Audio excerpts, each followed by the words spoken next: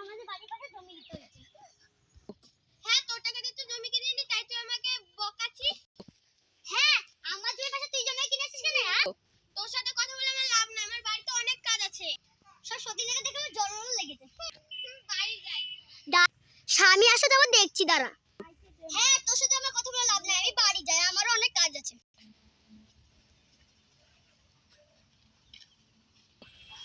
গিন্নিকে এই টাকাগুলো দিলে গিন্নি খুব খুশি হয়ে যাবে। গিন্নি, আমি চলে এসেছি।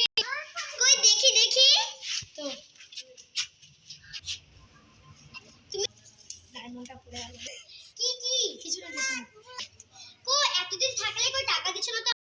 লাও গিন্নি, লাও 20 লাখ টাকা তোমার জন্য ডায়মন্ড। এত টাকা!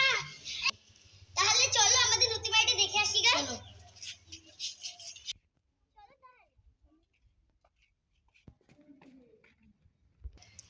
এই দেখো, এটা আমাদের বাড়ি।